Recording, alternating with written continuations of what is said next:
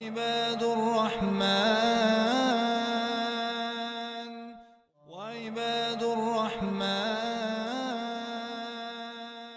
اور پھر آگے فرمایا کہ اور جب وہ لغو کے پاس سے گزرتے ہیں تو معزز طریقے سے گزر جاتے ہیں. تو کرامن کا لفظ آیا ہے کہ جب وہ وہاں سے گزرتے ہیں تو بہت معزز طریقے سے گزر جاتے ہیں. اب کہیں پہ کوئی محفل ایسی لگی ہوئی ہے کہ لوگ برے کام کر رہے ہیں کیا، تو وہاں پہ کھڑے ہو کے ان کو تنبیہ کرنا، برا بھلا کہنا، گالی گلوچ کرنا، تو وہ کیا ہوگا اس وقت؟ وہ تو پھر فوراً ریئیکٹ کریں گے نا. اب آپ اس جگہ کو جب آپ دیکھتے ہیں کہ وہاں پہ کوئی غلط کام ہو رہا ہے کیا، تو آپ وہاں سے ہٹ جائیے، چلے جائیے، آپ وہاں سے وہاں پہ مت رکیں. تو رحمان کے بندوں کیا یہ جو لغویات ہے نا، جو جس میں خواہ کا وقت کا ضیاع ہو رہا ہے، فضول کسی بات میں پڑے ہوئے ہیں، یا اور اس کی بہت ساری شکلیں ہیں، تو آپ وہاں سے عزت اور اکرام کے ساتھ گزر جائیں. اس کمپنی میں بیٹھنے کی ضرورت نہیں ہے پھر آپ کو. اور ان کو اس وقت آپ سمجھائیں گے بھی تو ان کو بات نہیں سمجھ میں آئے گی، کیونکہ وہ اس وقت اس ایکٹیویٹی کے اندر انوالو ہیں. تو ان کو سمجھانے کا وقت کہیں اور کبھی اور ہے. حضرت عبداللہ بن مسعود رضی اللہ تعالیٰ عنہ کا گزر ایک ایسی ہی مجلس سے ہوا تو وہ وہاں سے خاموشی کے ساتھ گزر گئے. اچھا، ہم کیا سمجھتے ہیں کہ نہیں، اگر برائی کو ہاتھ سے روکو، زبان سے روکو، اور نہیں تو دل میں اس کو برا سمجھو. تو ہر برائی کا دیکھیں ایک طریقہ ہوتا ہے اس برائی کو ڈیل کرنے کا. ٹھیک ہے، اگر آپ دیکھ رہے ہیں کہ کسی کے ساتھ کوئی ایسی زیادتی ہو رہی ہے یا کیا، تو پھر ہاتھ سے روکنا یا زبان سے کہنا یا دل میں اس کو برا سمجھنا، یہ ہر موقع کی مناسبت کے ساتھ ہوتا ہے. یہ ہر جگہ آپ اس رول کو نہیں اپلائی کر سکتے. تو یہ جو وہاں سے گزرے تو یہ خاموشی کے ساتھ وہاں سے گزر گئے. تو آپ صلی اللہ علیہ وسلم نے فرمایا کہ ابن مسعود تو کریم ہو گئے. یعنی جو کرامن کا جو لفظ ہے نا، تو اسی کی ریفرنس سے آپ صلی اللہ علیہ وسلم نے ارشاد فرمایا کہ یہ تو ان کی کوالٹیز جو ہیں، یعنی عباد الرحمن کی لسٹ میں سے آپ نے فرمایا کہ یہ تو کرامن کریم ہو گئے یہ تو. اور وہ لوگ جنہیں اپنے رب کی آیات کے ساتھ جب نصیحت کی جاتی ہے تو وہ اس پر اندھے اور بہرے بن کر نہیں رہ جاتے. یعنی جب قرآن کی آیات ان کے سامنے سنائی جاتی ہے تو کیا مطلب ہے اندھے اور بہرے ہونے کا؟ اندھا کیا ہوتا ہے؟ وہ اس کو کچھ نہیں نظر آ رہا نا. آپ نے دیکھی اندیکھی کر دی، سنی انسنی کر دی، اپنے دل کے اندر کچھ نہیں کیا، اس کے اکارڈنگلی آپ نے اپنا بیہیویئر نہیں چینج کیا، اپنا اخلاق کو اپنے اس درجے پر نہیں لے کر آئے، اپنے آپ کو صحیح کرنے کی کوشش آپ نے نہیں شروع کی. تو وہ پھر ایسے لوگوں کے لیے ہے یہ کہ جب وہ قرآن سنتے ہیں تو اندھے بہرے نہیں ہو جاتے سن کے. یعنی ان کے پھر نہ دل پہ کوئی اثر ہوتا ہے، نہ دماغ پہ کوئی اثر ہوتا ہے، نہ ان کے عمل میں کوئی تبدیلی آتی ہے. تو یہاں پہ کیا مراد ہے کہ ان کا عمل چینج ہو جاتا ہے. وہ جو باتیں سنتے ہیں بس سن کر ایسے ہی نہیں اندھے گونگے بہرے بن کے نہیں اٹھ کے چلے جاتے، بلکہ اس کو وہ اپنی زندگی کا حصہ بنا لیتے ہیں کہ میرے رب کا حکم ہے یہ، اس سے میرا رب راضی ہوگا، اس سے اللہ خوش ہو جائے گا. تو اس کے اکارڈنگلی پھر وہ اپنے اندر چینجنگ لاتے رہتے ہیں. اور صحابہ کرام نے بھی یہی کیا، ورنہ اسلام سے پہلے صحابہ کرام کیا تھے؟ آپ صرف اس بات سے اندازہ لگائیں کہ شراب کو ہم کتنا برا سمجھتے ہیں. آج ہمارے معاشرے میں کوئی لوگ تو شراب کو بھی برا نہیں سمجھتے، لیکن میجورٹی مسلمانوں کی شراب کو حرام سمجھتی ہے، جبکہ جھوٹی گواہی کو حرام نہیں سمجھتی، زنا کو حرام نہیں سمجھتی. ٹھیک ہے، زنا کی بھی بہت ساری چیزیں نا، اگر آپ اپنی آنکھوں سے بھی کوئی ایسی گندی چیز دیکھ رہے ہیں تو وہ آنکھوں کا زنا ہوا نا. کانوں سے بھی کوئی ایسی چیز آپ سن رہے ہیں تو وہ کانوں کا زنا ہوا نا. پھر ہاتھ اور باڈی تو وہ پھر اس کی اور بڑی جو ہے وہ سٹیجز ہیں زنا کی. تو یہاں پہ کیا ہوتا ہے کہ آپ ہر چیز سے اپنے آپ کو سٹیپ بائی سٹیپ پیچھے لے کے جا رہے ہیں، روک رہے ہیں، اور یہی چیز پھر آپ کے ایمان کا لیول آہستہ آہستہ آہستہ آہستہ بڑا کرتی جاتی ہے. پھر ان ساری چیزوں سے جو ہے وہ جب اور وہ جب انہیں نصیحت کی جاتی ہے تو وہ اندھے بہرے نہیں بنتے. اس کا مطلب کیا ہے کہ ایک تو یہ چیز کہ دل میں پکا ارادہ کہ نہیں اب سے میں نے یہ کرنا ہے. پھر اللہ سے مدد مانگنا کہ اللہ میرے لیے مشکل ہے لیکن آپ کے لیے مشکل نہیں ہے، آپ مجھے اس چیز کی توفیق عطا فرمائے. اگر نہیں بھی ہو رہا، مثلا میوزک نہیں چھوڑا جا رہا یا ڈرامے نہیں چھوڑے جا رہے یا کچھ، تو اللہ سے مدد مانگیں کہ یا اللہ میری مدد کیجیے اس چیز پر. 2 رکعت نفل حاجت کے پڑھیے اور پھر اس چیز کو اپنے اس کے اندر لائیے. پھر آگے فرمایا کہ اور وہ لوگ جو کہتے ہیں کہ اے ہمارے رب ہمیں اپنے جوڑے اور اپنی اولاد سے آنکھوں کی ٹھنڈک عطا فرمائیے اور ہمیں پرہیزگاروں کا امام بنا. اب دیکھیں قرآن میں یہ ہے نا کہ تمہارے ازواج یعنی جوڑا تمہارا جو اسپاؤس ہے وہ تمہاری اولاد تمہارے لیے فتنہ ہیں، اور ایک جگہ پر تو دشمن کا لفظ آیا ہے کہ ان میں سے تمہارے دشمن ہے، یعنی کوئی ان میں سے تمہارے ساتھ دشمنی بھی کر سکتا ہے. وہ کس حساب سے کہ آپ کو اللہ سے غافل کر کے، آپ کو ایسی چیزوں میں لگا کے جن کی وجہ سے آپ دوزخ کے مستحق ہو رہے ہیں. مطلب بیویاں اگر مجبور کر رہی ہیں شوہر کو میری یہ بھی خواہش پوری کرو، یہ بھی کرو، یہ بھی کرو، یہ بھی کرو، رشوت کیوں نہیں لیتے، رشوت لو اور یہ کرو، دیکھو فلاں نے لی اور وہ کہاں سے کہاں پہنچ گیا، یا اس طرح کی چیزیں کیا ہیں. پھر ایک طرح سے وہ جو آپ کا اسپاؤس ہے وہ آپ سے دشمنی کر رہا ہے اللہ سے دور کر کے، یا آپ کو دوزخ کے راستے پر دھکیل رہا ہے. یا پھر اولاد کی محبت میں آ کر آپ ایسے غلط کام کریں کہ نہیں مجھے اپنی اولاد کی ضروریات اس کو خوش کرنا ہے، یا بیٹے کو آج مجھے یہ لے کے دینا ہے، یا موبائل لے کے دینا ہے، یا نئی گاڑی کی فرمائش کر رہا ہے، یا بائک کی فرمائش کر رہا ہے، تو آپ غلط سورسز سے پھر چیزیں لے کر اگر آپ ان کے ساتھ وہ کر رہے ہیں تو وہ تو پھر آپ کے دشمن ہی ہوئے نا، کہ جو آپ کے لیے دوزخ کا راستہ آسان کر رہے ہیں. یا پھر اس کے جو ظاہری میننگ بھی لی جا سکتی ہے، لیکن جو عباد الرحمان ہوتے ہیں وہ کیا کر رہے ہیں پھر، وہ اللہ تعالیٰ سے یہ دعائیں مانگ رہے ہیں ربنا ہب لنا من ازواجنا وذریاتنا قرۃ اعین، یا اللہ عطا فرما تو مجھے. یہ جو حب کا لفظ ہے یہ تحفے کے لیے استعمال ہوتا ہے، یا اللہ مجھے ایسا تحفہ میرے جوڑے کی شکل میں دیں کہ جو میری آنکھوں کی ٹھنڈک بن جائے. یعنی سوچیں آپ اس گھر میں کہ میاں بیوی ایک دوسرے کی آنکھوں کی ٹھنڈک ہوں، تو اس گھر کا آپ کو کوئی امیجن کر سکتے ہیں آپ کہ کیا اس کے گھر کے اندر برکتیں ہوں گی، کیا رحمتیں ہوں گی، کیا کتنا خوشحال گھر ہوگا وہ، کتنا پرسکون گھر ہوگا وہ، کہ جہاں بیوی جب شوہر کو دیکھتی ہے تو اس کی آنکھیں ٹھنڈی ہو جاتی ہیں، اور شوہر جب بیوی کی طرف دیکھتا ہے تو اس کی آنکھیں ٹھنڈی ہو جاتی ہیں. اس سے مراد کیا ہے کہ آپ خوش ہو جاتے ہیں نا دیکھ کے، آپ کا دل خوش ہو جاتا ہے دیکھ کے. وہ کب ہوتا ہے کہ جب آپ دوسرے کو اس طرح سے ٹریٹ کریں جس طرح اللہ سبحانہ و تعالیٰ چاہتے ہیں. کیونکہ دیکھیں دل اللہ کی انگلیوں کے بیچ میں ہوتے ہیں نا، اللہ جب چاہیں اس کو پلٹ دیں. اگر آپ اپنے شوہر کے ساتھ اولاد کے ساتھ اللہ کی خاطر اچھا بن کر گزار رہے ہیں اور اللہ سے یہ ساتھ ساتھ دعائیں مانگتے جا رہے ہیں یا اللہ ان کو میری آنکھوں کی ٹھنڈک بنا دے، تو اللہ کے تو اختیار میں ہے نا دل، اللہ جب چاہے گا ان کو آپ کی آنکھوں کی ٹھنڈک بنا دے گا. تو ہر نفس کو اتنا ہی آزمایا جاتا ہے جتنی اس کے اندر طاقت ہے، اس کی طاقت سے بڑھ کر اس کو نہیں آزمایا جاتا. اچھا، یہ دعا مانگنے والوں کے اس آیت کے فوراً بعد جو آیات ہیں نا بہت ہی زبردست ہیں، کہ پھر ایسے لوگوں کے لیے کیا ہے اللہ تعالیٰ کے پاس. یہ جو عباد الرحمن کی ساری صفات کاؤنٹ کی گئیں، پھر آخر میں یہ دعا بتائی گئی. اچھا، یہاں پہ جو ذریات کا لفظ ہے یہ صرف ہماری اولاد کے لیے نہیں ہے. ذریات کا مطلب ہے نسل در نسل جو ہماری چلتی رہتی ہے، اولاد کی اولاد، پھر ان کی اولاد، پھر ان کی اولاد، پھر ان کی اولاد، اس کے لیے ذریات کا لفظ استعمال ہوتا ہے. اور اولاد کے لیے اولاد کا لفظ ہے، وہ تو جیسے آپ کی امیجیٹ جو اولاد ہے. لیکن جب آپ ذریات بولتے ہیں نا تو یعنی آپ کی اولاد کی اولادیں، ان کی اولادیں، ان کی اولادیں اور ان کی اولادیں، ان کے لیے یہ لفظ اپلیکیبل ہوتا ہے. تو آپ ان کی پوری نسلوں کے لیے اس میں دعا کر رہے ہیں کہ یا اللہ ان ساری نسلوں کو میری آنکھوں کی ٹھنڈک بنا اور مجھے متقیوں کا امام بنا. اب امام کون ہوتا ہے؟ جس کو پیچھے لوگ فالو کریں.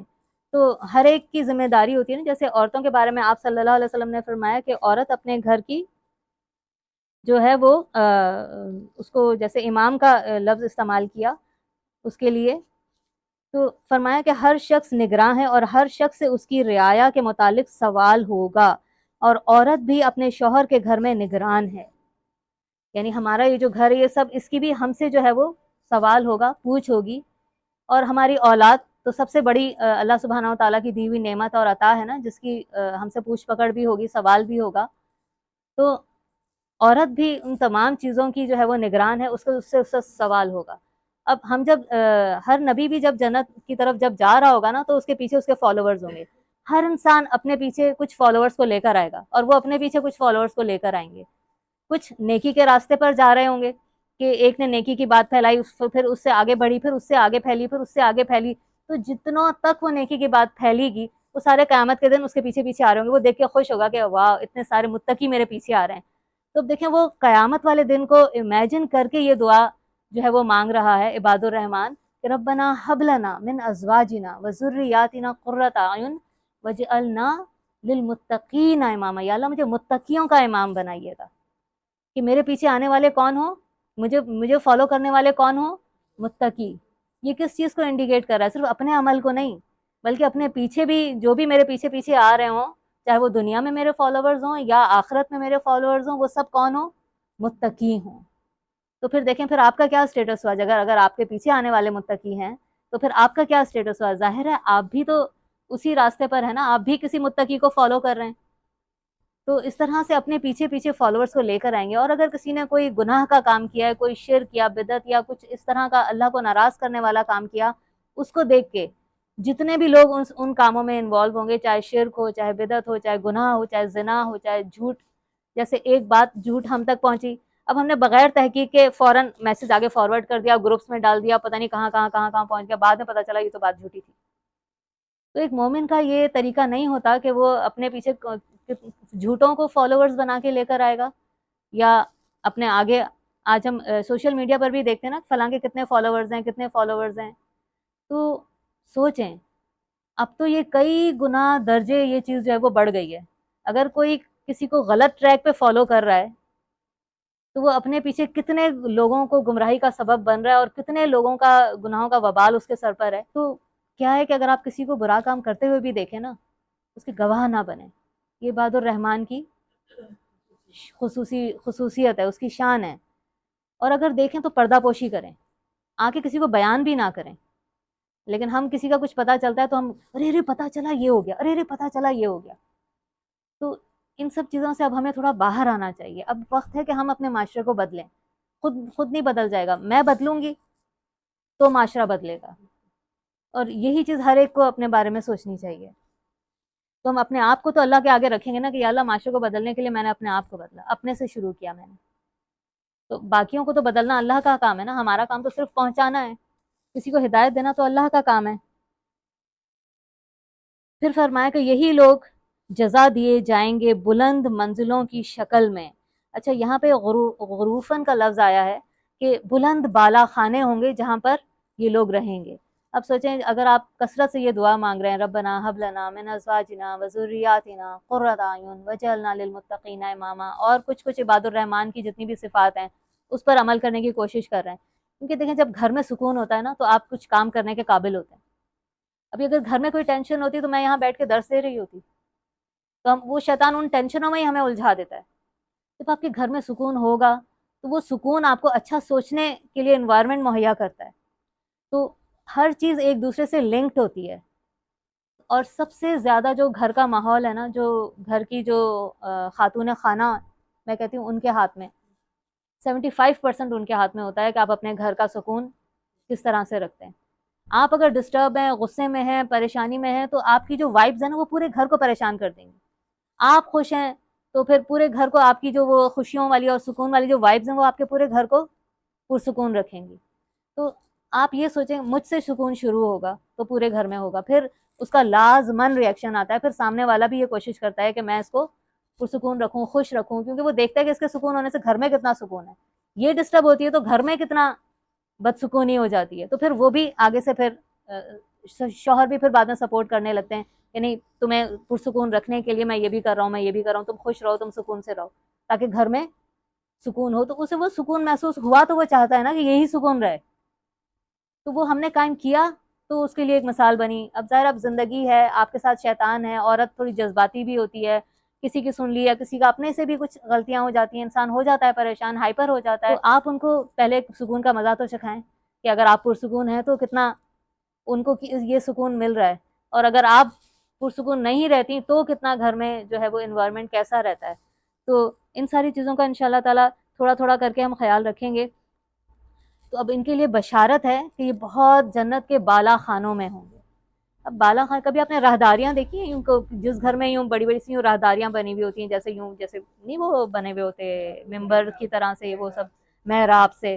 تو اب دیکھیں، کوئی گھر اگر ہم دور سے اس کو دیکھیں اور آپ محراب پر تخت لگا کر آپ بیٹھے ہوئے ہوں تو کیا مطلب آپ امیجن کریں کہ ان کی کیا شان ہوگی. تو دور سے لوگ دیکھ رہے ہوں گے یہ کون ہے جو ان محرابوں میں بیٹھے ہوئے ہیں، انہوں نے لگتا ہے بہت پتہ نہیں کیا نیکیاں کی ہیں کہ ان کو یہ بلند و بالا محرابیں نصیب ہوئی ہیں. تو یہ خاص ایک جگہ ہوگی جو ان لوگوں کے لیے ہوگی جن کے لیے اللہ تعالیٰ کیا کہہ رہے ہیں، یہ رحمان کے بندے ہیں، یہ میرے بندے ہیں. تو یہ ایک بہت بڑا آنر ہے، ایک بہت بڑا سرٹیفکیٹ ہے جو قیامت کے دن انشاءاللہ تعالیٰ اللہ تعالیٰ ہمیں بھی ان کی لسٹ میں سے کرے کہ عمل کی توفیق عطا فرمائے. اور آپ صلی اللہ علیہ وسلم نے ارشاد فرمایا کہ جنت میں ایسے غرفات ہوں گے کہ جن کا اندرونی حصہ باہر سے اور بیرونی حصہ اندر سے نظر آ رہا ہوگا. لوگوں نے پوچھا کہ یہ کن لوگوں کے لیے ہوں گے؟ تو آپ صلی اللہ علیہ وسلم نے ارشاد فرمایا جو شخص اپنے کلام کو نرم اور پاک رکھے اور پھر فرمایا کہ جو شخص مسلمان کو سلام کرے، تو صحابہ کرام تو اتنا ایک دوسرے کو سلام کرتے تھے کہ اگر دو صحابی ساتھ جا رہے ہوتے تھے اور بیچ میں اگر کوئی پلر یا دیوار کوئی ایسی آتی تھی اور وہ اس سے کچھ لمحوں کے لیے بچھڑ کے دوبارہ آگے سے ملتے تھے تو پہلے سلام کرتے تھے پھر بات شروع کرتے تھے. تو اس طرح سے ہوتا تھا یہ.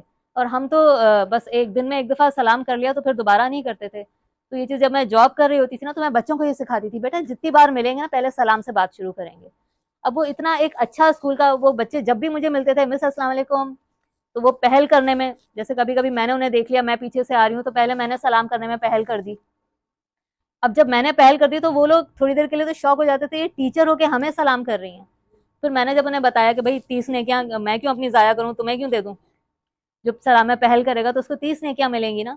تو پھر وہ بچوں کا اور میرا ایک کمپٹیشن ہو جاتا تھا کہ پہلے آ کے وہ چھپ چھپ کے آتے تھے مس السلام علیکم. تو دیکھیں اس سے کتنا اچھا ایک انوائرمنٹ بنتا ہے آپ کا معاشرے کا، آپ کے اسکول کا، آپ کے محلے کا، آپ کے گھر کا، خاندان کا. تو کس کو، کون ہے جس کو نیکیاں نہیں چاہیے، لیکن ہمیں بتانے والا ہی نہیں ہے کہ کس سے کتنی نیکیاں چاہیے. جیسے گھر میں جب بھی داخل ہوں تو سلام کریں، اس سے آپس میں محبت بڑھتی ہے. تو جتنا زیادہ آپ اس کو رواج دیں گے اتنا ہی محبتیں بانٹیں گے، محبتیں بڑھائیں گے. تو محلے کی خواتین ہی گلی سے گزر رہی ہوتی ہے نا، ہم جانتے نہیں ہیں تو ہم سلام نہیں کرتے. اچھا کوئی سامنے سے آ رہا ہے اگر میں ان کو نہیں بھی جانتی میں صرف سلام بھی کرتی تو رک کے دیکھتی ہیں کون ہے جس کو میں نے نہیں پہچانا. تو ہمارے معاشرے میں یہ چیزیں اتنی وہ ہو گئی ہیں نا کہ ہم ان چیزوں سے مانوس ہی نہیں ہیں. یہ ہمیں بہت عجیب باتیں لگتی ہیں کہ اس نے سلام کیا تو یہ ضرور جان پہچان والا ہوگا.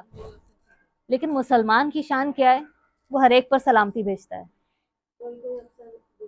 ہاں ہاں نہیں، آپ تو مدرسے کی وجہ سے ماشاء اللہ سے کافی مشہور ہیں تو لوگ اس حساب سے آپ کو جانتے سلام کرتے ہوں گے.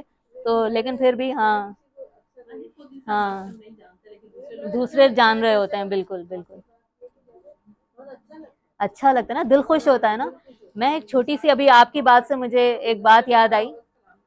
بالکل ہم لوگ ابھی کشمیر گئے تھے نا تو وہاں پہ ایک بچی آ رہی تھی، مطلب کوئی ٹین ایج ہی ہوگی، 16-17 سال کی. تو وہ سامنے سے آ رہی تھی، میں اپنے میاں کے ساتھ ہم لوگ واک کر رہے تھے. تو وہ جب آ رہی تھی تو اس نے یہ اسکارف وغیرہ پہنا ہوا تھا، بہت خوبصورت، کشمیری لوگ خوبصورت ہوتے ہیں.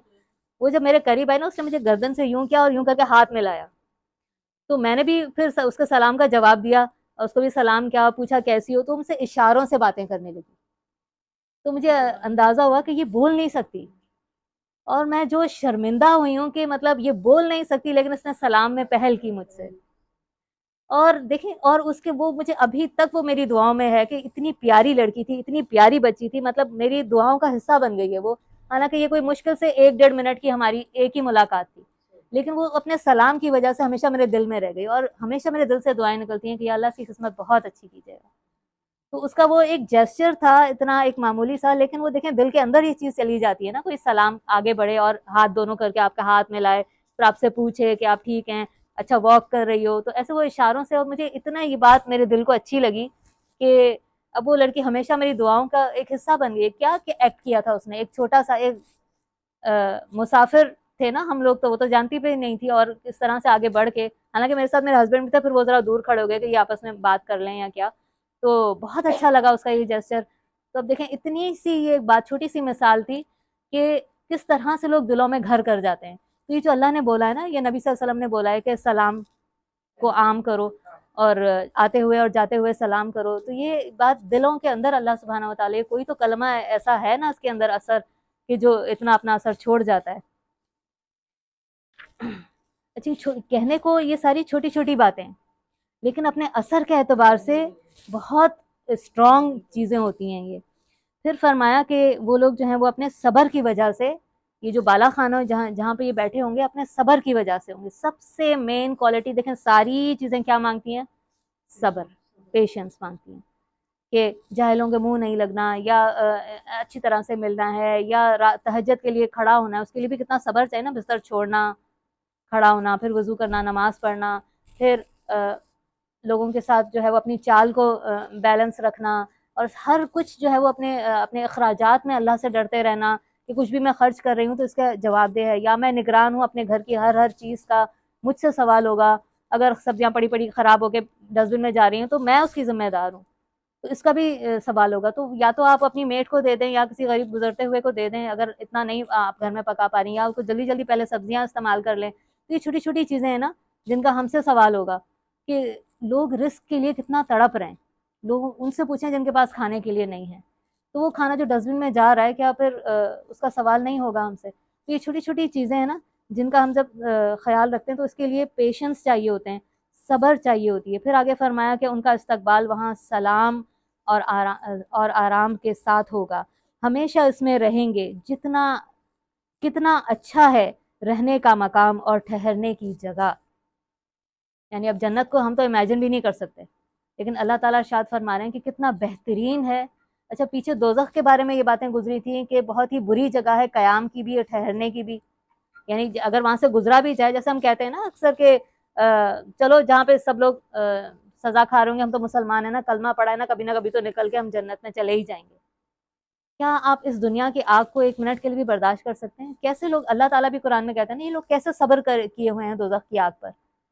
تو وہ یہودی بھی تو یہی کہتے تھے نا کہ ہاں ہم کچھ عرصے کے لیے جائیں گے، لیکن اللہ کے چہیتے نبی کی امت ہے تو ہم نکال کے جنت میں ڈالے جائیں گے. لیکن وہ دوزخ کا ایک لمحہ بھی جو ہے نا وہ برداشت کرنا بڑا مشکل ہے. تو اسی طرح جنت کے بارے میں بھی کہا جا رہا ہے کہ وہ کتنا اچھا رہنے کا اور گزرنے کے حساب سے بھی کتنی خوبصورت جگہ ہے وہ. تو تم ان جگہوں کے لیے کیوں نہیں ایفرٹ کرتے، کوشش کرتے؟ اور ساری بات یہ ہے کہ جب آخرت ہمیں یاد ہوگی، ایک دوسرے کو یاد کرائیں گے، تبھی تو ہم اس کے لیے کوشش بھی کریں گے نا، تبھی اس کے لیے مال بھی خرچ ہوگا، تبھی اس کے لیے وقت بھی نکالیں گے، تبھی اس کے لیے ایک دوسرے کو درگزر بھی کریں گے. ورنہ آج کل ایک دوسرے کو برداشت کرنا، درگزر کرنا بہت مشکل ہو گیا ہے. تو یہ چیزیں ہوتی ہیں، کبھی ہماری زندگی میں بھی ایسی کوئی چیز آ جاتی ہے تو اللہ پر اگر توکل ہوتا ہے نا تو ہم کہتے ہیں کہ ضرور اس میں کوئی نہ کوئی خیر ہے، تو اللہ نے مجھے اس آزمائش میں ڈالا. کہ اللہ پر تو ہمیں پورا بھروسہ ہوتا ہے نا کہ اللہ میرے ساتھ کبھی غلط نہیں کر سکتا. جیسے ایک چھوٹا بچہ جو ہے نا، اگر ہم اس کو، ماں چھوٹے بچے کو تھپڑ بھی لگا دے، ڈانٹ بھی دے اور وہ گر بھی جائے یا کچھ بھی اس کے ساتھ ہم اگر پیٹ بھی دیں بری طرح سے، وہ کہاں جاتا ہے؟ پھر آ کے ماں کو ہی لپٹتا ہے نا، کہ اس کو پتا ہے کہ مجھے سب سے زیادہ سکون، پروٹیکشن ادھر ہی ملنا ہے. تو ایک مومن بھی ایسا ہی ہوتا ہے کہ جب اس کے ساتھ کچھ بھی ایسا ہو رہا تھا، اس کو اللہ پر اتنا یقین ہوتا ہے میرے رب نے اگر یہ ہونے دیا تو اس میں میرے لیے کچھ نہ کچھ خیر ہے. اور یہ عباد الرحمن کی نشانی ہے، اس کی شان ہے. پھر آگے اللہ تعالیٰ ایک یہ حدیث ہے، اس پر انشاءاللہ تعالیٰ ہم ختم کرتے ہیں. فرماتے ہیں، اللہ تعالیٰ فرماتے ہیں کہ اے میرے بندو، تم نہ میرا کچھ نقصان کر سکتے ہو اور نہ مجھے فائدہ پہنچا سکتے ہو. اگر تمہارے اگلے اور پچھلے اور سب آدمی اور جن سب ایسے ہو جائیں کہ تم میں سے سب سے زیادہ پرہیزگار جو شخص ہے اس کی طرح کے ہو جائیں، تو اس سے میری سلطنت میں کچھ بھی اضافہ نہیں ہوگا. اور اگر تمہارے اگلے پچھلے اور بعد جن اور انسان سب کے سب ایک ہو جائیں اور جیسے تم میں سب سے زیادہ جو برا آدمی ہے اس جیسے بن جائیں، تو میری سلطنت میں کچھ بھی کمی نہیں ہوگی. پھر فرمایا، اے میرے بندوں، اگر تمہارے اگلے اور پچھلے آدمی اور جن سب ایک میدان میں جمع ہو کر مجھ سے مانگنا شروع کر دیں اور ہر ایک کو وہی کچھ دیتا جاؤں جو اس نے مانگا، تو جو کچھ میرے پاس ہے اس میں کچھ بھی کمی نہیں ہوگی. پھر فرمایا، اگر اتنا جتنا سمندر میں سوئی ڈبو کر نکال لیا جاتا ہے، یعنی آپ سوئی سمندر میں ڈبو کر نکالیں تو سوئی پر کتنا پانی ہوتا ہے؟ ایک بوند سے بھی کم. تو اللہ تعالیٰ کہتے ہیں اتنا بھی میری سلطنت میں تو کمی نہیں ہوگی. اگر میں سارے کے سارے انسانوں اور جنوں کو جو وہ مانگے وہ عطا کر دوں تو اللہ کی بادشاہت میں تو کوئی کمی نہیں آئے گی. اے میرے بندوں، یہ تمہارے ہی اعمال ہیں جنہیں میں تمہارے لیے شمار کر رہا ہوں. میں تمہیں ان کا پورا پورا بدلہ دوں گا. سو جس کو اچھا بدلہ چاہیے اسے اللہ کا شکر ادا کرنا چاہیے اور اس کی حمد و ثنا بیان کرنی چاہیے، اور جسے برا بدلہ ملے تو اسے اپنے آپ ہی کو ملامت کرنی چاہیے. یعنی ہماری ہی کسی برائی کی وجہ سے ہم پر برائیاں یا ہمیں کوئی برا نتیجہ دیکھنا پڑتا ہے، ورنہ اللہ کی اپنے بندوں سے کوئی دشمنی نہیں ہے، وہ تو رحمان ہے. تو یہ آج ہم نے رحمان کی کچھ صفات پڑھی. انشاءاللہ تعالیٰ ہم سب کوشش کریں گے کہ ہم اپنے اندر ان کو پوری طرح ان پر عمل کرنے کی کوشش کریں. سبحان ربک رب العزت عما یصفون وسلام علی المرسلین والحمد للہ رب العالمین. آمین یا رب العالمین.